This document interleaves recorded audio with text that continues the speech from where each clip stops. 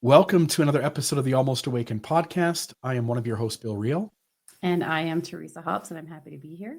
Yeah, we're here to have a good conversation. We'd plotted out some things to talk about, and then some things have gone on the last day or so, and we thought it would actually plays into the same topic, and we'll see where this conversation goes. We actually have no idea about where this will go, but I think it'll be helpful if I maybe set the stage this way. I'm going to add this to the screen. I used to be Mormon. I, of course, left, and everyone who listens, 95% of the people who listen to this will know that.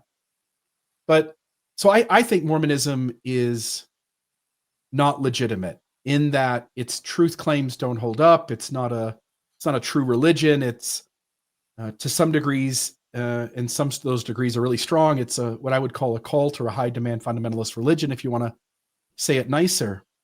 And there's very little religious truth in the historical narrative of Mormonism.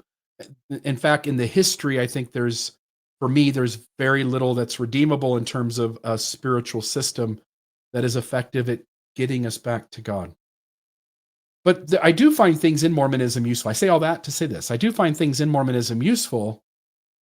There are things from time to time that I'm like, man, that really gave me something. And examples, one on the screen, but the one that comes to mind is that Mormonism is what equipped me to be a public speaker, to be able to sit in front of people or stand in front of people and to talk for periods of time without being extremely nervous. One of the other cool things is the thing on the screen. It's a quote by Joseph Smith. Joseph Smith said, "By proving contraries, truth is made manifest." And I have no idea what he exactly meant by that, but the way I take it to mean is that there are lots of things in this world that are true that contradict each other. And it is by sitting in those contraries, it is by pushing them to their logical limits, to talking about how they affect us emotionally, talking about how people are impacted by doing life, showing up in life one way versus showing up another. And it's in sitting in those conversations, those tensions, those spaces where contradictory truths, or at least potential contradictory truths, are placed up against each other, that real truth, I don't mean like capital T true for all of us. I just mean truth that is true to our internal structures and how we think about the world, how we process things, that we learn truth. It's like reading a good book and you learn something about how humans interact with each other, and that book was helpful at you furthering your understanding about what it means to be a human being and how humanity plays out.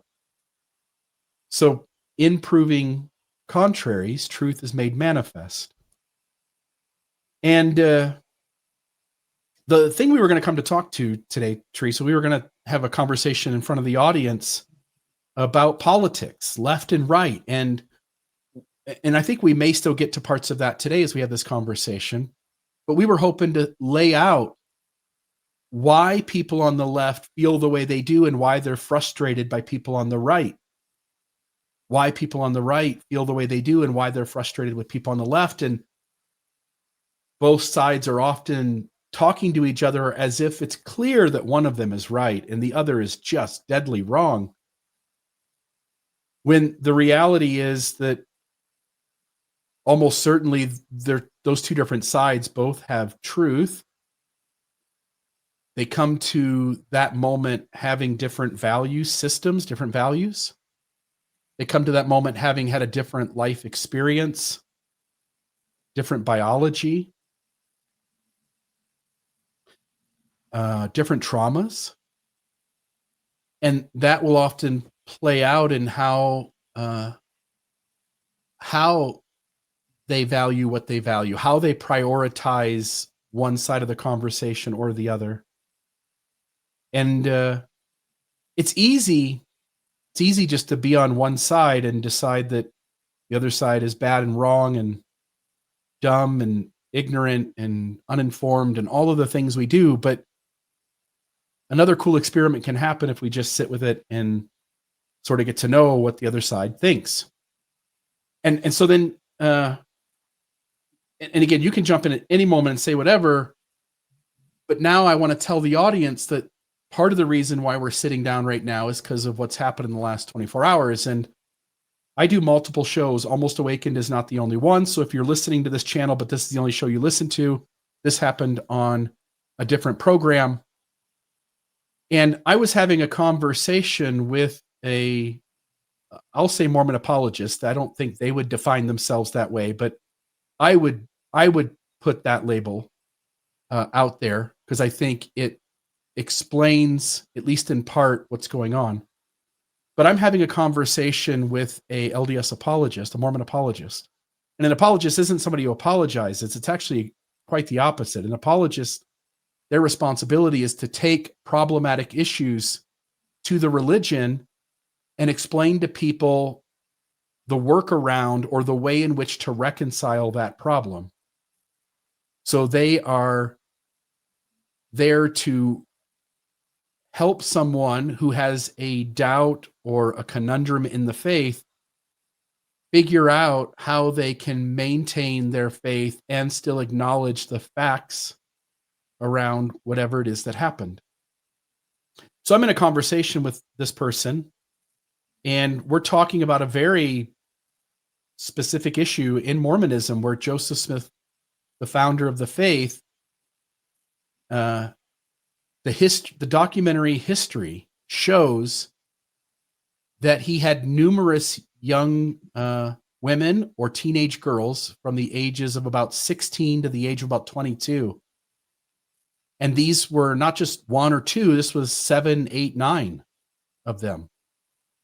And Smith gets each of these girls, young women, to end up working in his home where then he's now secured close proximity. He's isolated them away from family, and he begins implementing what I can't call anything else other than grooming techniques that he utilizes to initiate intimate relationships with these children and young women. And he's in his, it's 1842 when a lot of this is happening. But some of it's earlier and some of it's later. But 1842 for the majority of it. He's born in 1805, so I think that puts us at 37 years old. So 37 years old, and with 14-year-old, and he's with women as young as 14, 15, but the girls in his home are age 16 to 22. Some of these women, girls, he isolates them away from their family by sending the dad on a mission, promising to take care of them as his own kids. And so I'm in this conversation with an apologist last night, and I ask him directly, because I started off with a different question and I was trying to be much more gentle. I wanted to just leave some room, but also hoping that side will at least acknowledge some of my reality and some of my pain or difficulty with a church that presented itself to me as being the one true church on the earth, but it obscured from me, withheld from me, hid from me that Joseph Smith, its founder, was not only a polygamist, which it didn't tell me, but it also didn't tell me that he had carried out predatory techniques on children and young women and abused them in what I think any professional in the field of child abuse and sexual abuse would agree that predatory techniques were used and that abuse on multiple levels occurred. Well, and can I just jump in here and compare this to essentially what Joseph Smith did back then is equal to what Warren Jeffs did today. So anyone in this day and age who has, heard the story of Warren Jeffs and his predatory techniques and his grooming behaviors, and essentially what he did is the same. And nobody would have said that was legitimate or okay. And they can look at him and recognize that he's a cult leader and a criminal and all these kinds of things. So I just want to make that comparison. And I think another comparison that's fair is Jeffrey Epstein, who brought underage children, teenagers, into his home, and often his partner, Ghislaine Maxwell. The two of them would test these girls' boundaries, would use grooming techniques which break down their walls. We all have an intuitiveness about what is right for us or wrong for us. And often what sexual abusers do is gaslight us in ways or trick our system in ways as to not trust ourselves. I think Epstein's a great comparison for Smith as well. And so I'm having this conversation where I ask this person, would you allow your 14-year-old daughter, and it's a question I go to all the time in conversations with apologists, because it gets right to the heart of it, of whether the person will meet me in the historical facts, and whether that person will meet me with empathy towards a situation where people both in the past and in the present are being hurt and abused. And it gets right to it. So I've used it over and over again. And I asked this person that question: would you let a 14-year-old daughter of yours reside in the Smith home? And this person, It's okay. It's okay. no, I'm not mad or anything. This person responded with trying to not answer the question directly. And they've got their reasons. And if they were sitting here in this conversation, they would tell you that they weren't being avoidant, that this is just a really nuanced issue, and they would need to articulate it with lots of words and never be able to answer my question directly. But I kept pushing, and I'm triggered by these conversations because I feel deeply lied to, betrayed, and harmed by this religion. And I work every day in the space of sitting with others and articulating conversations that benefit others who feel the same. And when that conversation was over, this person felt that I had ran them over, that I wasn't a good faith actor, that I was, in essence, I think both their words and how I perceived what they were saying and what they were describing, they described as an asshole. And it's an interesting thing because I came on today. I know I'm stammering here a little bit, but I think this will make for a great conversation, which is that we came here today to have a conversation about how you hold space for the other side. And in these moments, I am struggling like hell to hold space for the other side. And I think it's an interesting thing to sit here and have a conversation around why these things happen. Because in politics, it's ugly. The right thinks the worst kind of things of the left, and the left thinks the worst kind of things on the right. And the politicians all seem yucky, full of ego, and are playing on that divisiveness and utilizing it to create sound bites for themselves and to shore up their voting base. And yet you and I, the people on the ground, boots on the ground folks who just living their daily lives, we just need a way to think about the things on the right and the things on the left, not worried about who wins the argument, but about where the truth is that most resonates with us. And in our effort to also respect others' autonomy, safety, respecting others' own needs and priorities in their life? How do we think about all the issues that are out there from all the sides, not even just two of them, certainly not one, and weigh the truth of what is beneficial to us and the people we care about and the strangers all across the world in a way that's responsible and keeps us all moving along in a productive society that is safe, that has a thriving economy, uh, that diminishes violence and exclusion while ensuring that people all across the world feel safe, and specifically in the country that we live in. And it seems like the hardest of things. I've said a lot there, talked a bunch. I want to stop here at least and give you the charity thoughts or reflections that you've got. Yeah. We'll go from there. Okay. So one thing I think it'd be interesting to just kind of talk about first when it comes to Mormonism and when it comes to this particular experience that you had is to sort of break it down into the two separate value systems and to talk about why your worldview and why this other person's worldview may be so important.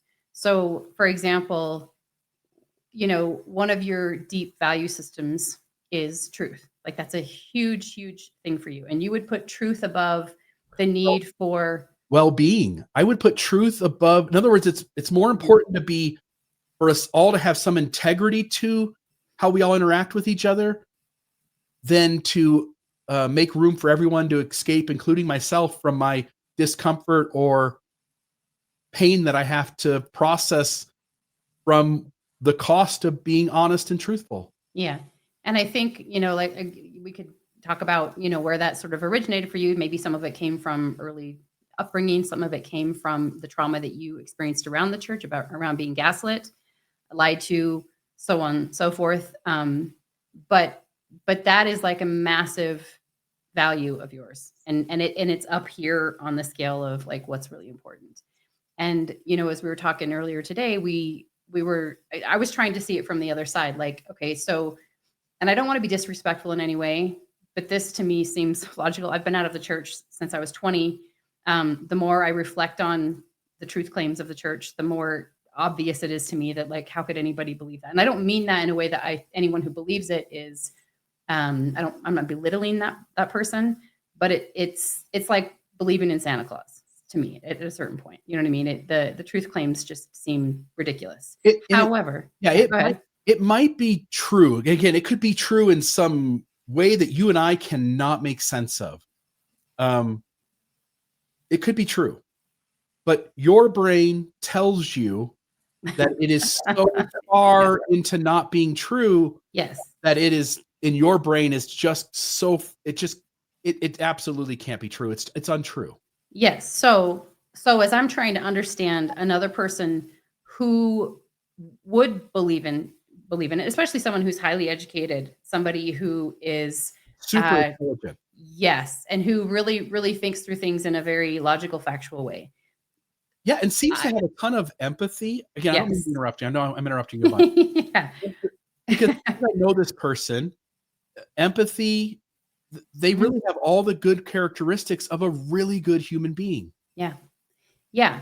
However, you have to ask the question, why is it so important to this person that their psyche on some level is protecting the need for it to be true? So by blocking out maybe things that seem really obvious and to anybody else, but and this happens to, you've shared a little bit about some of the conversations you've had with different apologists and how they won't go there. They won't specifically state, that they won't align with you on obvious facts around the truth claims. And I always go to, well, I wonder, like to me, I can understand from a community level why it's important for them to stay in good standing with the church. From a family level, right? Like just being able to know that you're not shaking your family to to their belief. Maybe some people are trying to protect people from going through a faith crisis. Maybe they see so much value in the structure of the church that to them the truth, that the value system of truth isn't as important as what the value that they get from the church, from the structure of the church, from the community of the church, all of that stuff. And that has to be factored in. And so then again, it's like putting two different value systems against one another. And how do you decide which one is actually the winner? You know what I mean? You can't. People value different things. And so your value system is one of truth, but is that better or more important than somebody who values community or family or, protecting another person from having to go through a difficult time of a faith crisis? I don't know.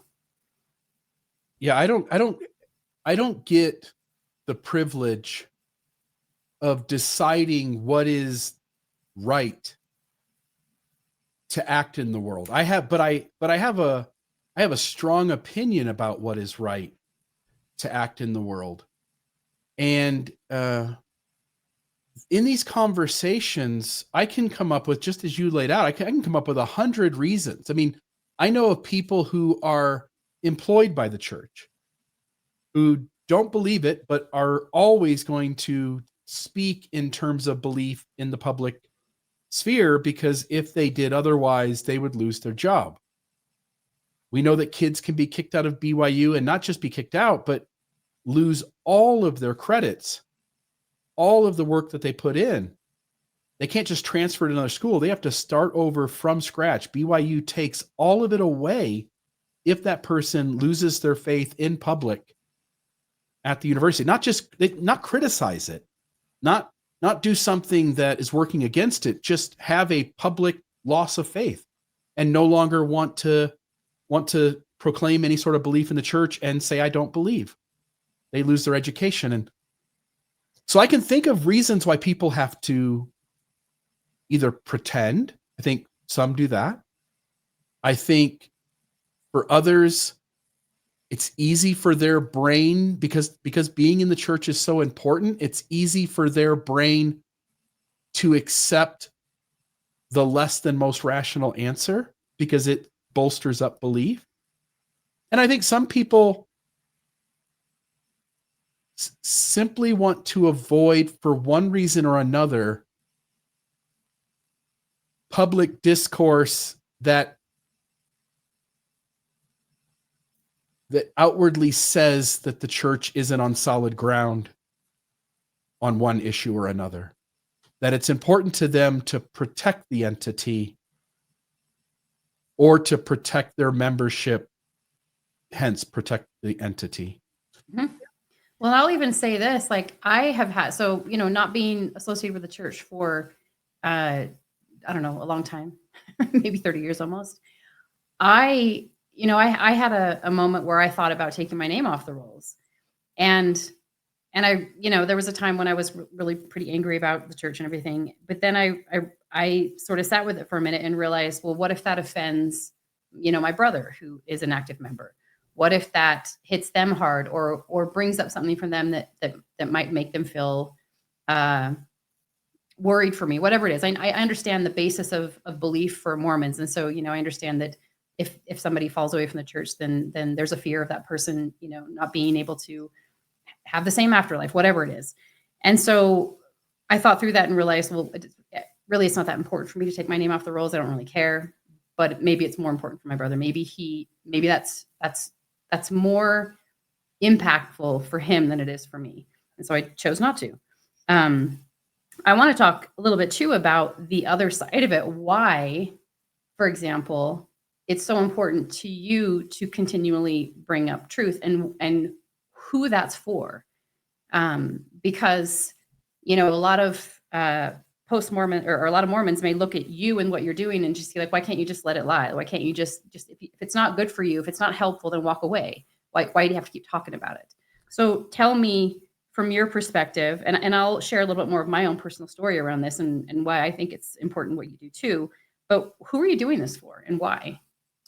Yeah, let me start by saying it feels a lot to me like Plato's cave, that analogy, where for years and years and years, the slaves that are in Plato's cave are on the wrong side of the rock, and all they see are the shadows against the wall, because the orchestrators of the experience, the folks who are in charge of deceiving people into misunderstanding their reality are in the back, and they're shining a light over puppets and hand puppets kind of things against the wall, holding up little figures, and so they tell the narrative. And those people, it's all they've ever known. It's all they've ever known, and they're watching the cave wall, and they think this is reality, and they're stuck there for years, stuck there, until one day one of them turns around and realizes that there's a guy behind us holding a light and casting a shadow against the wall, and that's what's really going on. You've been tricked. And when I look back at my journey of being a Mormon and then having doubts, deconstructing the faith, and eventually leaving, having lost belief, I can remember how, let me start off by saying I can name out loud the things that this system took away from me, my ability to make my own free choices about what directions my life went in, because it told me a false perception of reality. And that led to me then making choices without all the accurate information. And I'm really hurt by not having had agency, informed consent, full scope of information to the ability that any of us or systems have the ability to give us, so that I could make my own best choices for where my life went. So early on in this whole process, I'm a believing full-in Latter-day Saint. I'm doing Mormonism as well as anyone. I'm 17-year-old convert who's bishop by 29. But the one fault I had is that I found the history interesting. I took the church seriously, and I wanted to know everything about it. So I start reading and learning. And what I start to encounter when I step outside of the story it tells inside its walls, when I step outside and I just read history for what it is, I start to pick up contradictions. That leads me to learning that I've been lied to, and I have no other better way. Again, I know there are apologists out there who somehow rationalize in their brain that the church isn't lying, the apologists aren't lying, no one lied to you. That's just not true. I was lied to. And I can demonstrate 1,000 times where I was lied to. As I begin to deconstruct things, I start I'm alone. There's nobody in my ward thinking about these things. There's nobody in my stake thinking about these things. I don't have any person that I can go to and say, hey, like, I have these really big, anytime I asked a question that got off the faithful track, there are all these things that are thought-stopping techniques that are said by the other members that you just know internally the conversation is being shut down. This will go nowhere positive. Outside the church, outside of religion, I sit down with somebody across the table at lunch and I say, hey man, can I talk to you? I've got some things going on in my life that I can't make sense of. Will you help me? And you relay all of those problems, and that person meets you where you are, and they help you process, think about, talk about the issue so that you can get a better hold on reality, expand your awareness of information, gather in other people's life experiences so that you can make the best decision about how you're going to do this thing. Well, in Mormonism, nobody gives you that. Your ward members say things like just have faith, which is just shutting it down. This isn't about let's go over the data and let's see what the most rational conclusion is. No. In spite of that, let's just have faith. Let's have faith is in response to things are not adding up. It's the reason we say it. Whatever you respond with, let's have faith, whatever came before that is already indicating you are not comfortable with that new data point. So you have to go put it on a shelf and just have faith. So as I'm deconstructing and I'm being met everywhere with ward members, in-laws, which are ex-in-laws, which are also family, obviously family members, but also members of the ward as well. and all my friends are in Mormonism. So I can't go to my church members. They indicate by their responses that the only conclusion, if we have a conversation, is to leave it be, or the church is still true somehow. It's not even possible that I'm being told immediately by everyone's reaction that it is not even possible that we could have a conversation where the truth matters enough that that's what we end up trying to get to, whatever that is. It's true, it's not true, but there's no preconceived destination that's either allowed or unallowed. And so as I'm being met by church members, family members, friends, everybody responds to me, Bill, the church not being true is not on the table in any conversation that we have. That is not the goal. Yeah. So I have to look elsewhere. Let me share. I know you want to say something. Let me share one more thing, and then I'll let you jump in here. So I go looking elsewhere, and what I find are people like John Dehlin and Mormon stories. And really, he might have been the only one at the beginning. There were a few church talks that pushed back against orthodoxy, so they also felt slightly friendly. But really, it was Mormon stories. And so I start listening to Mormon stories where for the first time in all my time in the church, people are sitting across from each other with the safe space and the time, such as a long form conversation to do it, where the conversation is designed to inform the audience in such a way that they can have more information, more awareness, more understanding of how these things all work together, that they would now have more agency in making decisions for themselves and how they live the church.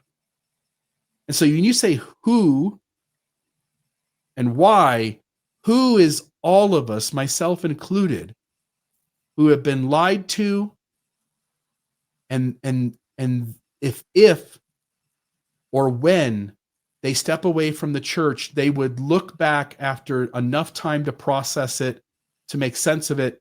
They would look back and go, thank you. I was better off learning the truth and not being in that thing anymore. And I'm grateful that I now have the ability to live my life more honestly and more informed. And then that also answers why, which is my entire goal is to expose Mormonism enough so that every person out there who has any inkling that if the information's in the right place, if it's said the right way, that person will discover for themselves that they've been lied to, that this thing hurt them, if it did, and for a lot it does. And then be able to deconstruct it in a healthy way that gives them the most safe space to process that, and give them the tools and resources to help them be a person who looks back on their life after church membership and goes, oh, I am so glad I figured this out. Thank you for offering this way of articulating information that I picked up on, that connected with me, and it made some difference as one tool in 1,000 tools to figuring this thing out and making sense of it and moving on to a happy, healthy life. And so the who and the why, that's who it is. Yeah. Yeah. Again, and I think there's actually even more who's. But I'll say, like, it makes sense to me too why members would shut down any questions. Anytime you shine light on a truth claim that could diminish that being true, you are basically risking the annihilation of the community.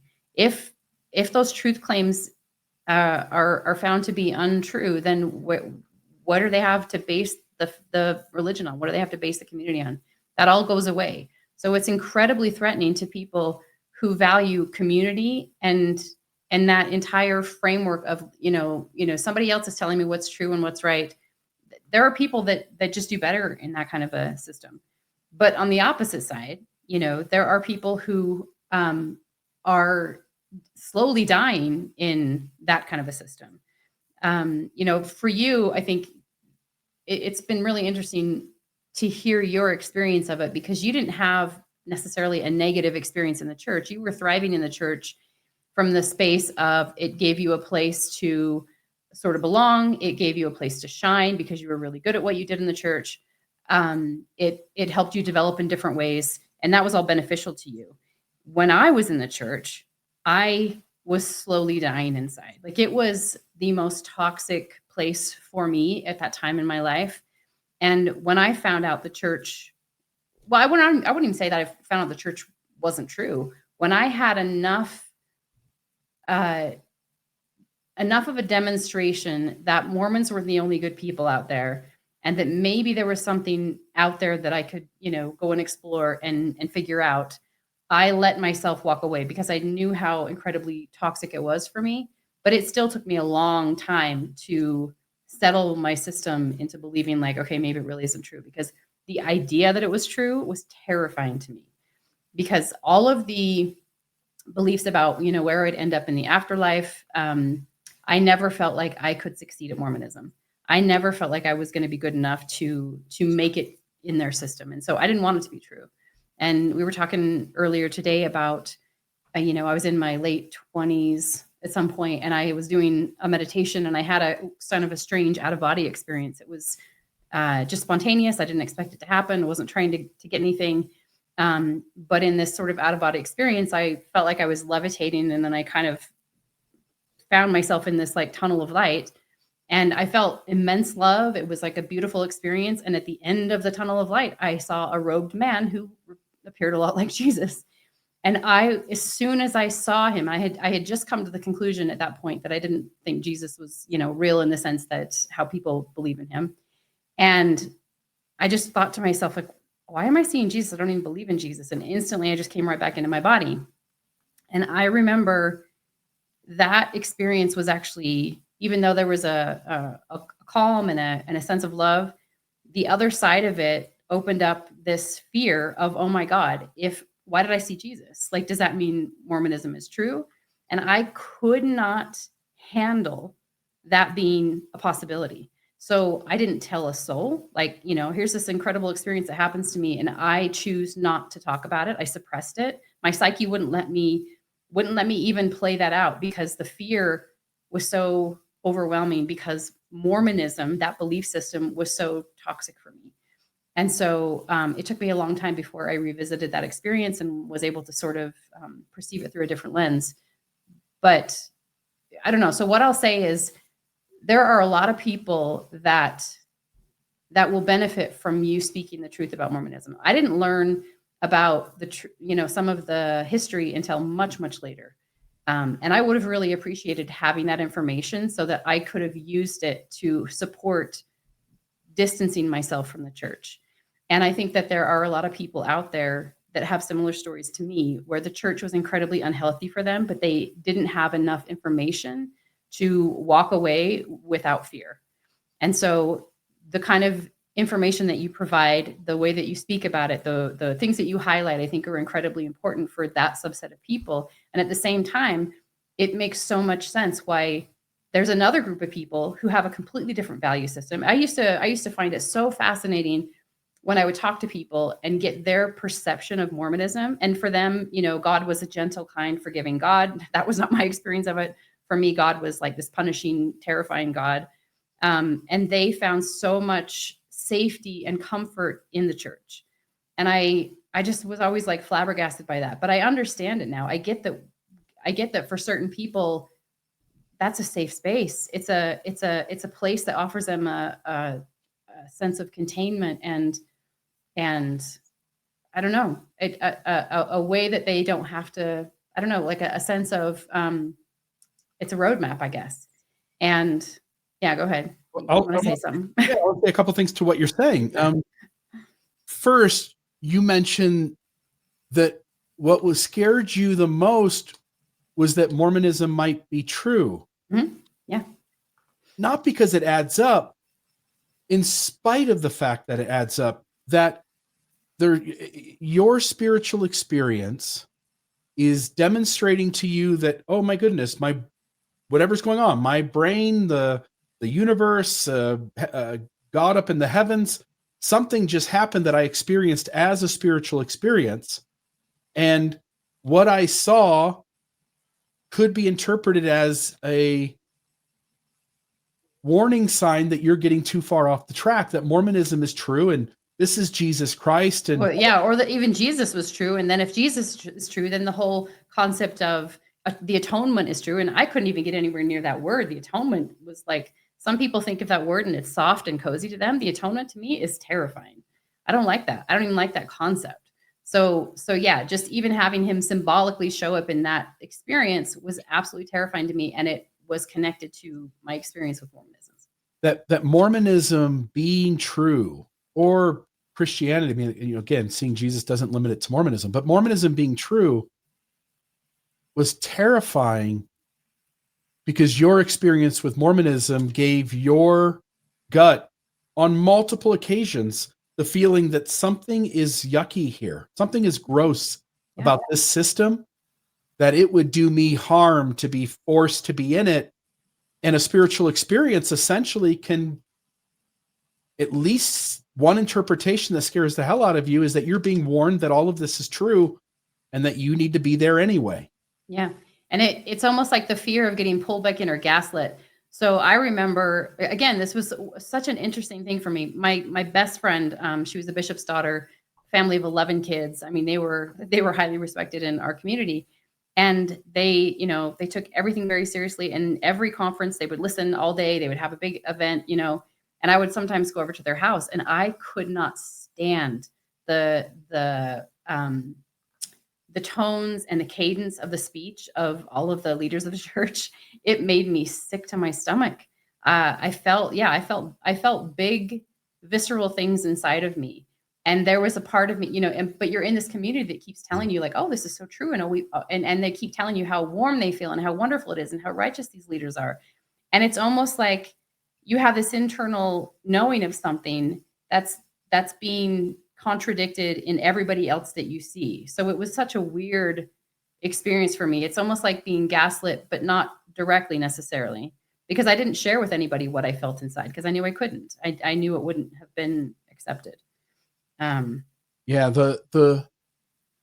so I have a question for you, but I just want to note that what you just expressed is a form of costly signaling. Having everyone, there is a Mormon way of talking. There's a Mormon way of talking behind a pulpit. There's a Mormon way of talking in a classroom. And most of those people then go back into the secular world and they're themselves. And some of them even carry that cadence out into the natural world. And you see it sometimes. And if we all just notice it, there's something a little disturbing when that happens. When someone's using their inside church tone, cadence, voice, vocabulary out in the real world where Mormonism isn't supposed to be in your face that way. But what I wanted to ask you is, you said something about not being able to talk to friends or people, and you indicated on some level that you distrusted those were all bad people in the world, whereas these are the Mormons. Do you remember offhand what you said or what you were pointing to, or what are you asking about, like what led me to finally leave the church, like when I recognized that there were good people other than Mormons? It sort of, I thought you said something that indicated that before time, that you didn't feel safe trying to figure this out with people in the world. Was there anything about that? I'm trying to remember offhand.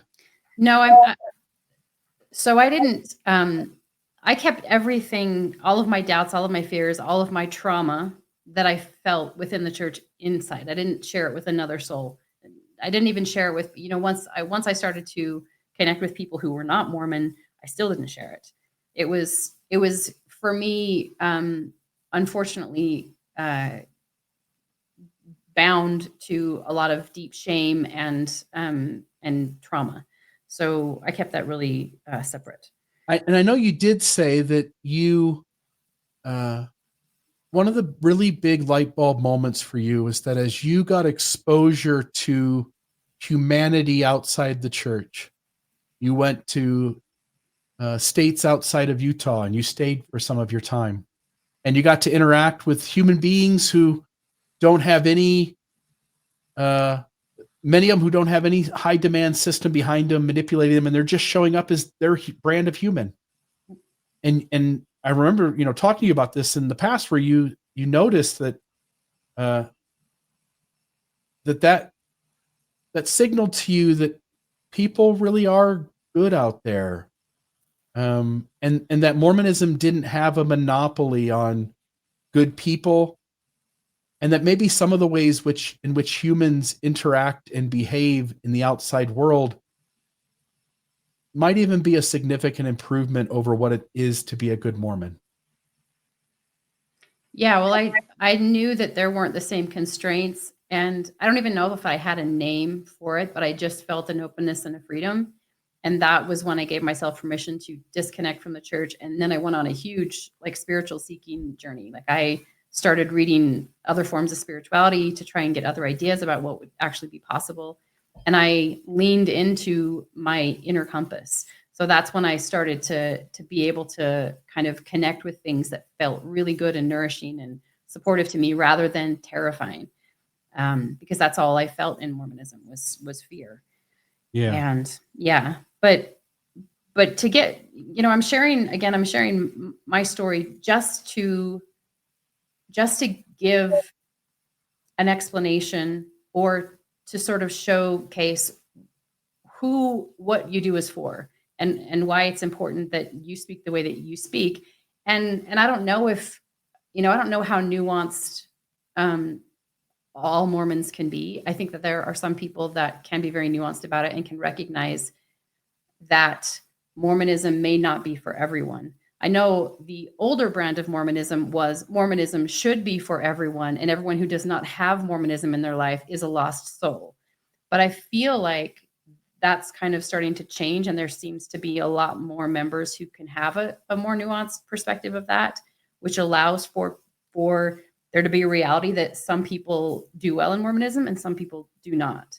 And also from the other side, from people that are post-Mormons, people who didn't do well in that system, can also look at the people who are still in the system and recognize that for them, that has value, that it's meaningful in their life, and it supports them having a better life than they might without it.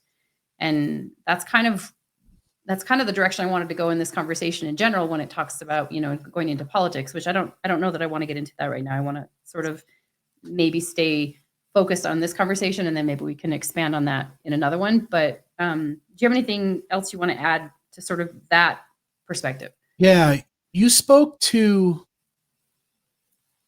the idea that Mormonism, on some level, whether it's the butts in the seats in the pews, it's just the lay members, it's just the average member of the church who's softening up and making room for their family, friends, strangers to live out their expression of humanity outside of the church, or not to the degree in the church that they would personally judge as being the right way, and leaving room that person can express themselves the way they want to, and that there's a certain kind of judgment that is then held back. Yeah. But And go ahead. I also want to point out one thing. I don't know how you feel about this, but the gentleman you had on last night who had some feelings about your interaction, I want to comment on the fact that this person had a spouse who'd left the church, who was not Mormon. And this person deeply valued the ability to have a soft conversation, a deeply nuanced conversation that gave them space to still believe and walk within that system, but also, and to this person's credit, give other people space to not be part of it. And so I just want to acknowledge that, and I don't know, and give that person some credit, but at the same time, highlight that the reason why it is so incredibly important for you to be a hardline questioner is because of your value system, which is deeply tied to giving people truth. And the fear or the belief, and whether this is true or not, I don't know. Again, we've had these conversations where I feel like people who really need to get out of the church are going to find the people that are going to give them the information to get out of the church. They're going to be seeking that. They're going to be hearing your voice, and it's going to be received well.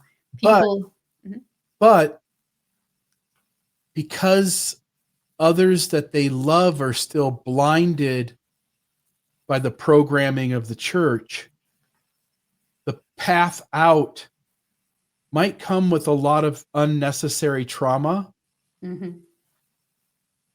It might come with some additional instances of abuse that would not have occurred if the church didn't have such a cancerous hold on how our interactions should go, rather than the way our intuitive gut tells us we should respond to things. So you feel like if you were to be able to question an apologist or someone you perceive as an apologist, and they were to fully, openly admit what seems quite obvious, that would prevent someone who is in that delicate position of lingering in a system that continued to harm them. I think that believers in the faith look for their touchstones of people they trust to both maintain optimism for faith while also giving them something that says, I dealt with that issue.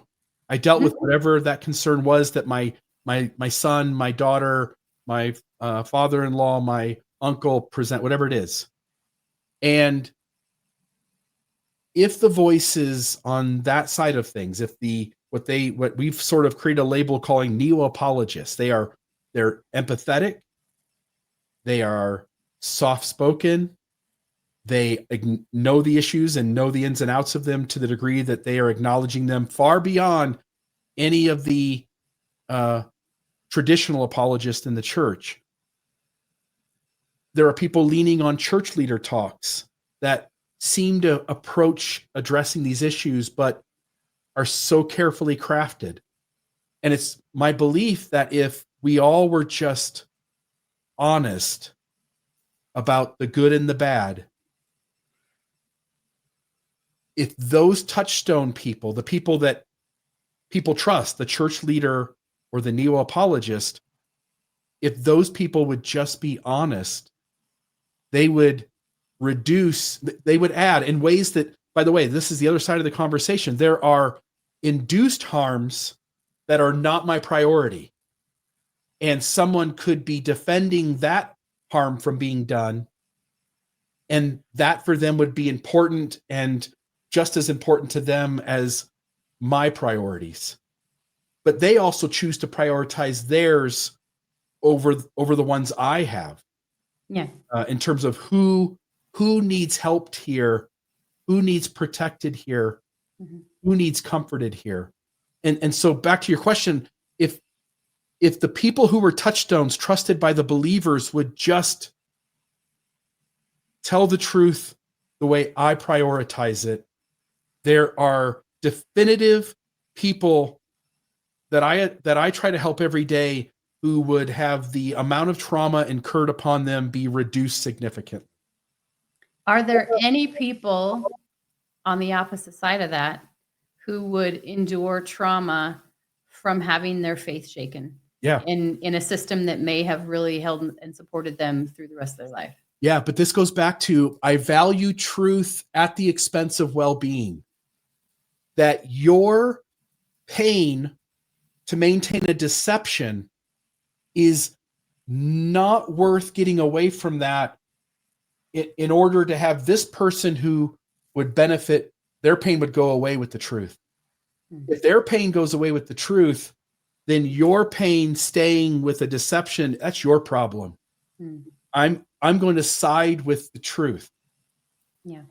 Do you think that there's ever a possibility that there could be an offshoot of the church that, kept some of the foundational beliefs, but had a softer, more inclusive, more direct, honest version of itself? Do you think that's possible? Yeah. One of our denominations of Mormonism is the Community of Christ, who has gone so far to be significantly more inclusive than its religious foundings, significantly more fair and honest and welcoming of debate or questioning or criticism. But then it becomes a church that is slowly dying and certainly not growing, which I don't care about. Mormonism can die. I don't care. In the whole scheme of things, a million religions have come and gone. So what? But Mormonism cares.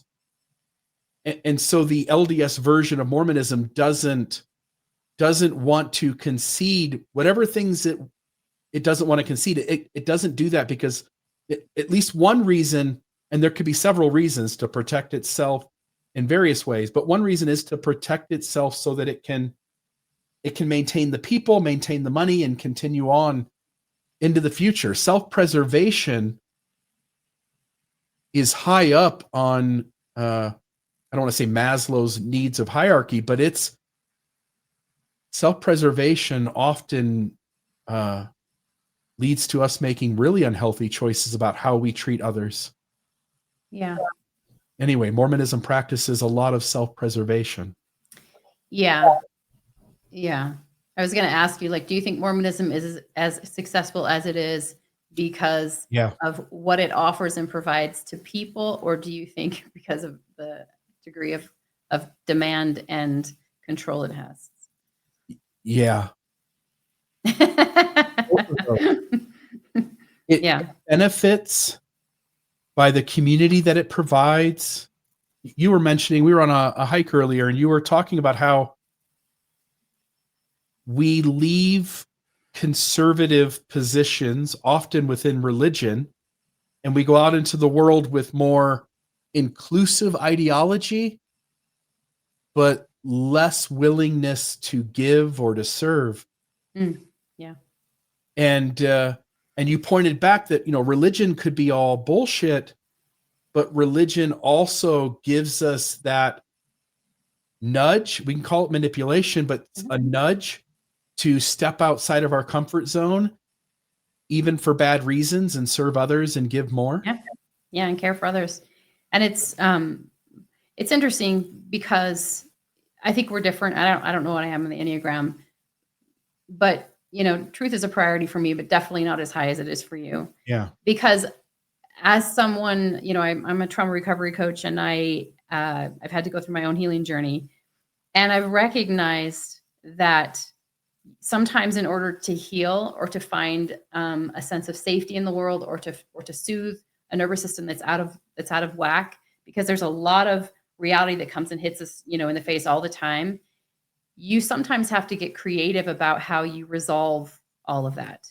And so, these myths that we get through religion and through spirituality are very helpful in bringing a sense of calm and peace and surrender to somebody's nervous system that is so hyperactivated because of all the aggravating reality that hits us. And so sometimes I think that I could definitely value, a myth over truth if it's fundamentally helps a person to live out a better life, live out a more comfortable, less fearful life.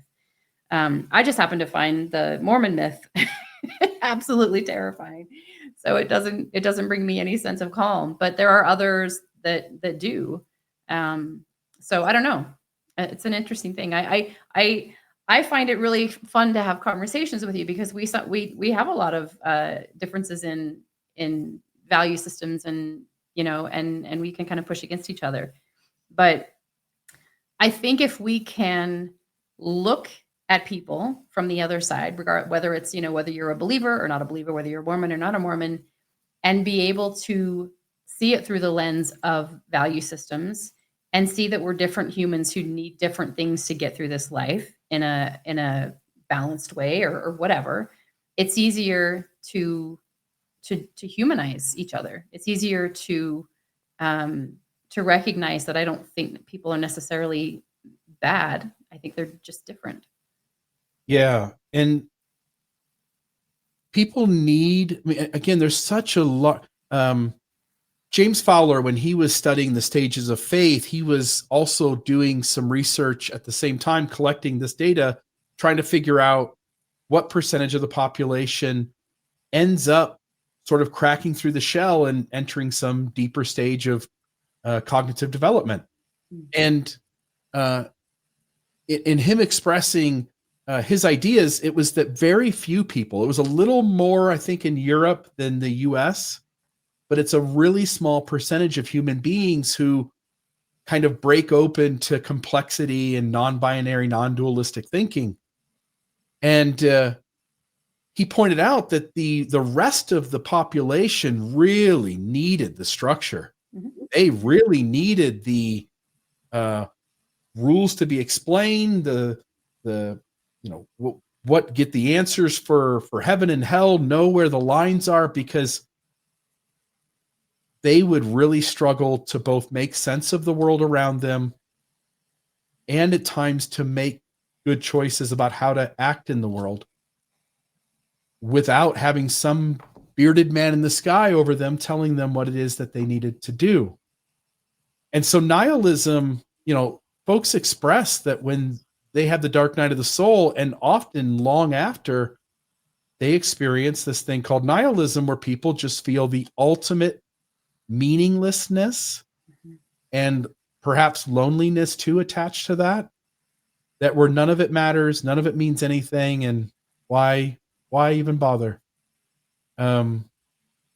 People, a large chunk of it, religion is I've told you this before, religion is a tool or technology that has been designed over millions of years that helps us shore ourselves up as a society in a way that is productive for the tribe's survival. Yeah. And this is just a observation. I don't know how true this is, but I think it's interesting because people have different levels of sort of containment. So the ability to sort of hold containment around challenges and difficulties. Some people can completely spin out of control and can go right into panic, and they have nothing to sort of ground them into almost like being able to compartmentalize things that are scary or overwhelming or whatever.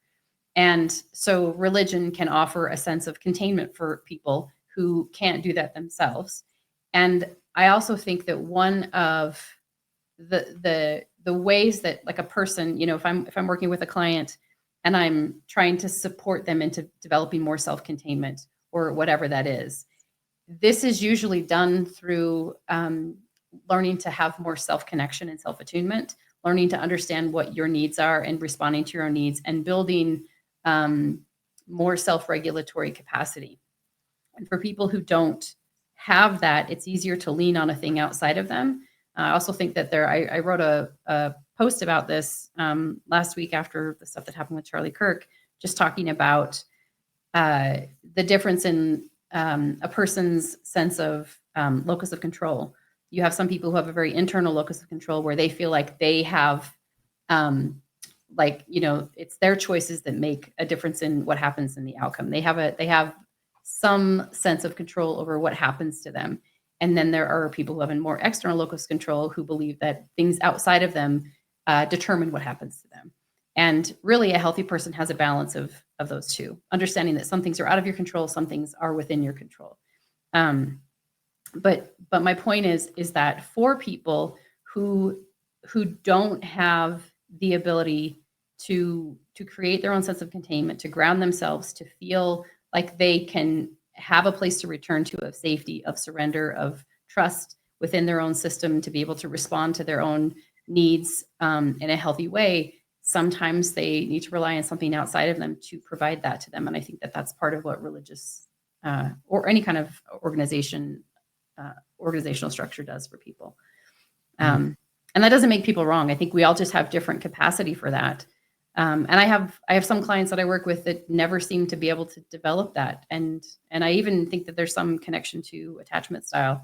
That's a whole thing to sort of explore. But I just think it's interesting. And I think that, again, creating space for people to be who they are and having a deeper understanding of maybe why helps to humanize everybody. It helps us to get to a place of like, okay, to each their own.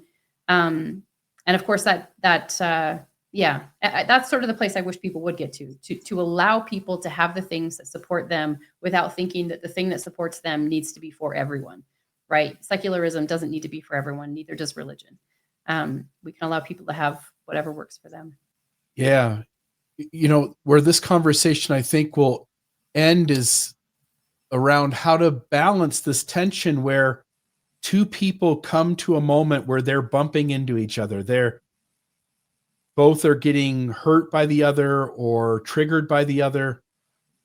And both are just pleading for the other person to meet them where they are, right? Mm-hmm. And yet both have a truth that's truly true. It's a real expression of that form of humanity. And it really is good, seeking to do good in the world, but where it's needing the good to be done might be different than where the other person does. I think also there's past experiences. One of the things that definitely plays into this is that I've had 100 experiences before this moment with 100 people who I wished and wanted would just be straightforward with me as we talk about the issue in Mormonism. Yeah. And those 100 other people, maybe it's more than that, but those 100 other people all made it clear that, again, discussing this in a way that I could gain enough information that whether Mormonism was true or not, that I had the optimal chance at figuring it out, and they avoided that, has me going into any given situation in the here and now, bringing all that history with me and going, here we go again. Here's another game being played. Here's another person who's obfuscating and hiding and creating mental gymnastics and doing a deflection here and, making some analogy that isn't apples to apples. And I've run into it so many times. And yet, bringing history with us into this moment's interaction is going to already have us jaded in such a way that we're not going to give the optimal opportunity for this conversation to be different. Yeah. And it was Thomas McConkie who once shared a thought with me that said, he said, when I go into a conversation and I'm aware and present and my best self, I'll notice the trigger, and it's like I have a basin full of water that's all that history. And I'll just dump it out and start in this moment, in this interaction with an empty basin. Yeah. And on a Buddhist thought process, thinking about things, that's such a cool idea.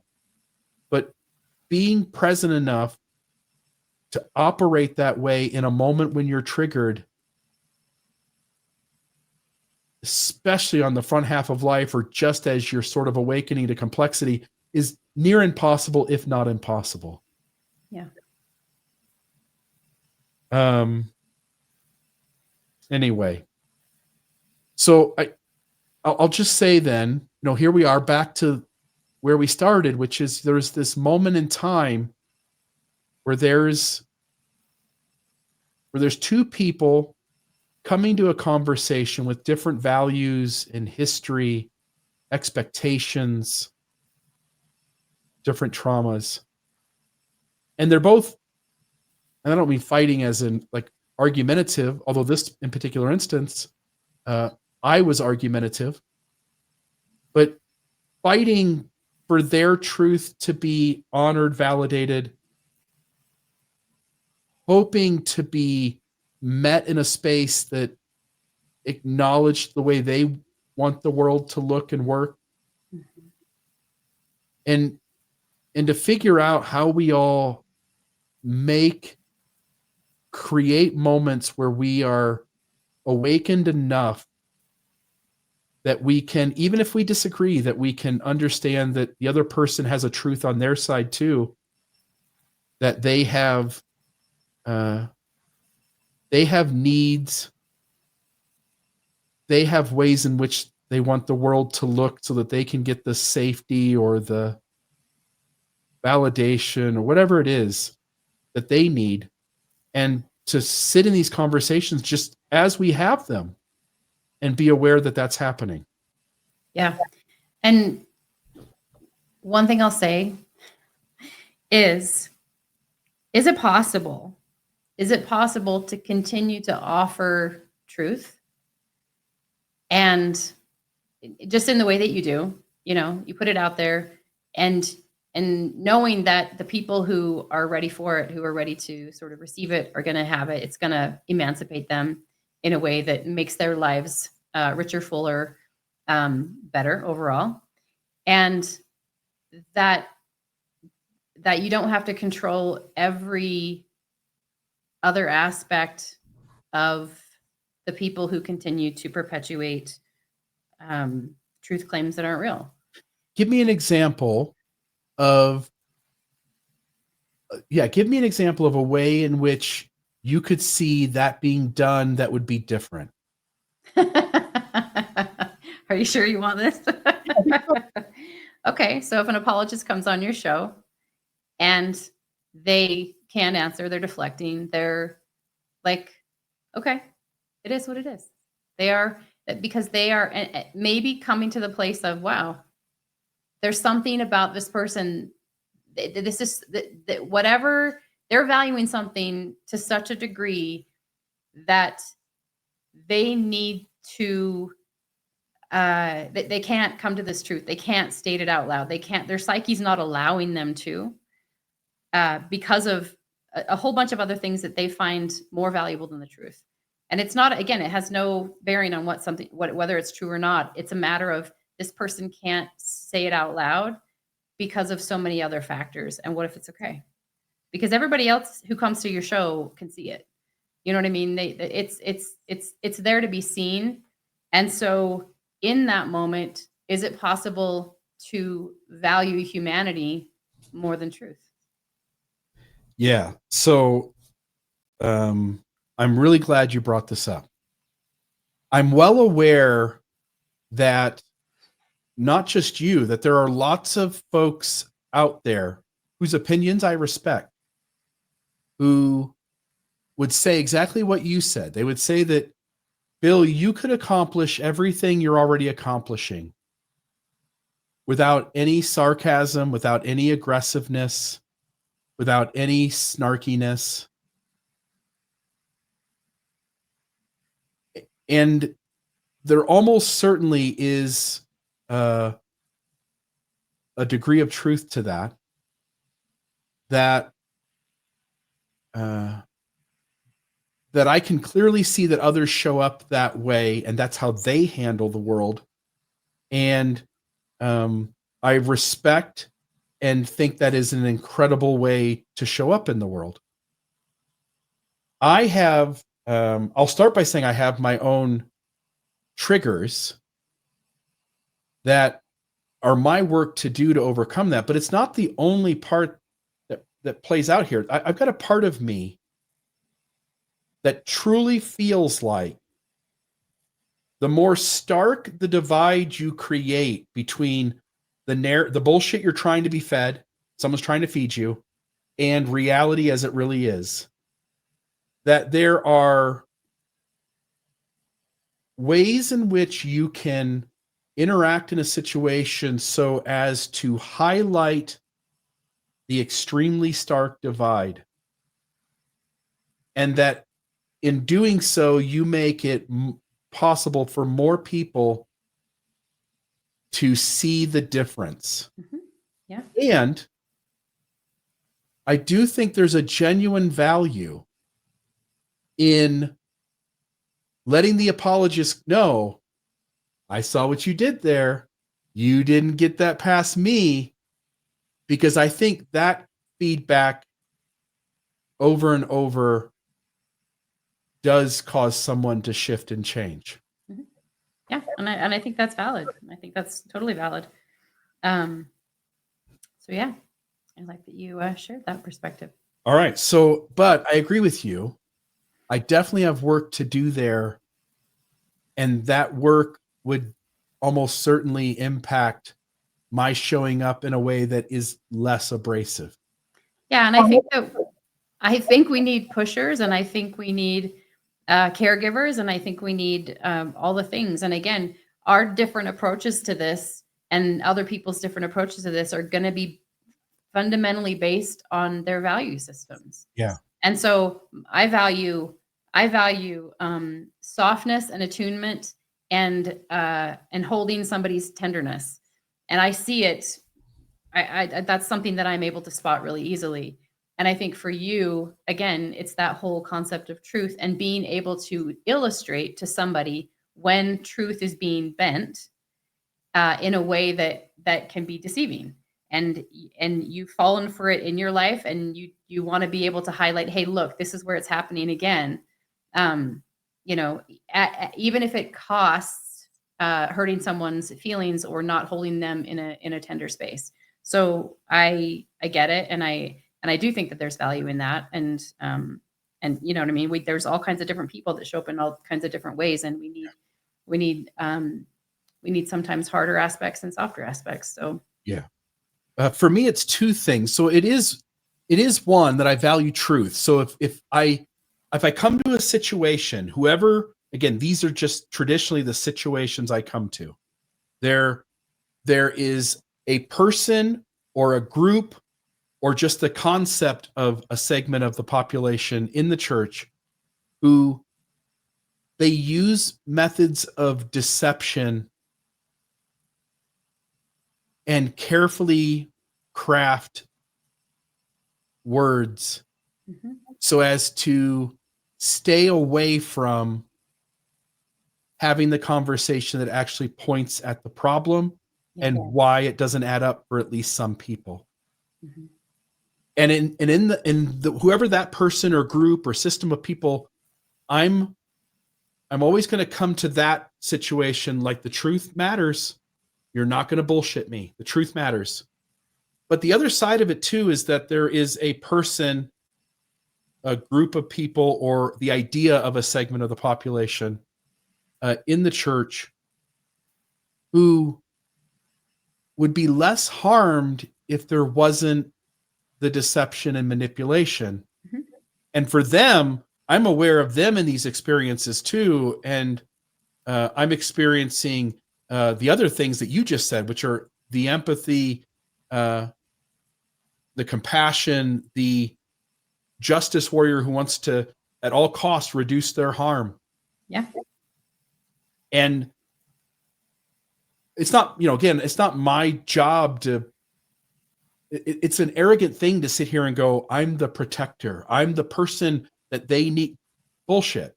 I just happen to be the person at this moment doing this thing that does carry that out to some extent, but there's no need to be arrogant and say you're the protector, but I feel like I'm protecting them. Yeah. Well, and I'll say this. So people who identify as a justice warrior on whatever level tend to hold on to a larger perspective. And so your job isn't in this one moment with this one person. Your job is protecting people outside of this conversation in a different way. Born yet 20 years from now, they're the people who will be hurt by the bullshit started in 1820, and it won't end for 1,000 more years. Yeah. Yeah.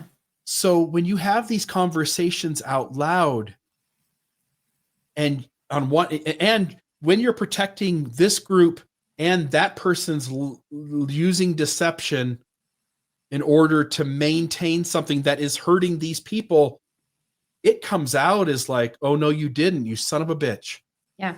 Yeah. And I think how it can be perceived sometimes is, oh, look at his ego. There's his ego. He just has to, you know what I mean?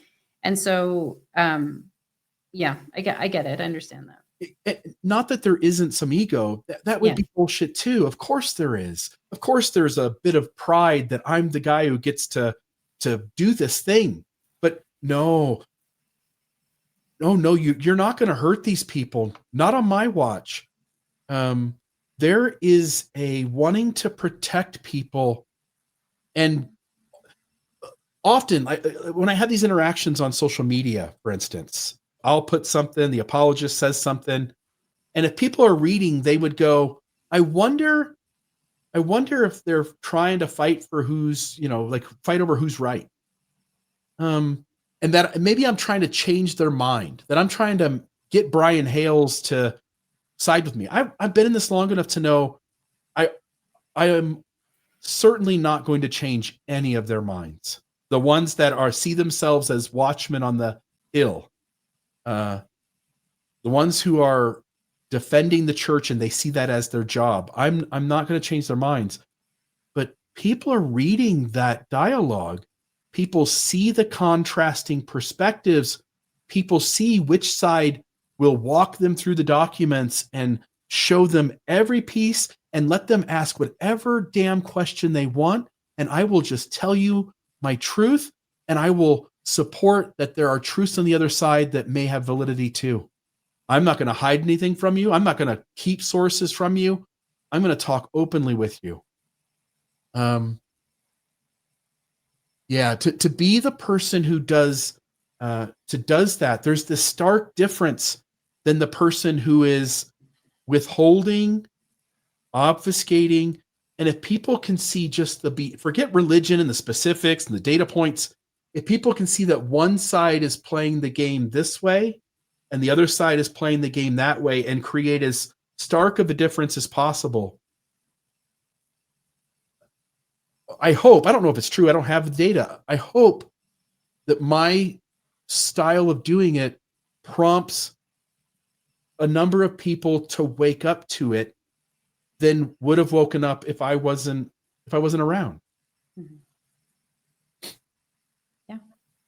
So I'll end this. I mean, you can say whatever. I'll end this by saying to anybody I disagree with out there, I do get that you have your own reasons, your own values, your own perspectives. But I also, to some degree, I can't not be who I am and prioritize what I prioritize, value what I value, and work to reduce harm in the world the way I think is best. And I don't think we can soften it, but I don't think we can avoid that we're going to naturally bump into each other when the person on the other side disagrees with us on some part that is really important to both of us. Any final thoughts from you? No, but I've enjoyed this conversation, and I think things are not always what we think they are. I think that it is important to consider the person on the other side and what motivates them and why, and to look at it from a place of values, not just I don't know. Yeah, we end up thinking that, somebody who values the church somehow supports harming other people, but that's not really the true motivation at all. Every human being is trying to live in a very uncomfortable, uncertain world, utilizing the tools that they have at their disposal and just really trying to live life the best that they can. And so, when we're able to sort of peek behind the curtain, so to speak, and understand what's really driving people, I think it's a lot easier to be tolerant, to be open to conversation, to allow people to do what they do, and without feeling like we have to interrupt it or force them to do what we do it our way. So, and we're going to continue to have more of these conversations. We're going to dive into a lot of sort of controversial topics, but from the same perspective of really being able to see what's behind it, what I don't know, and hopefully give people space to see it in a different way. And yeah. We're all fragile on something. We all have an inner child that got hurt in some serious way around something. And inside an unhealthy system,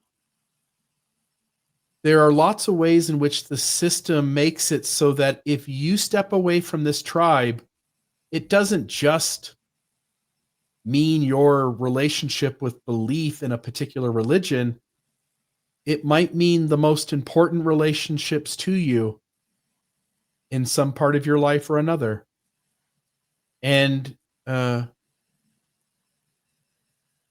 people who believe,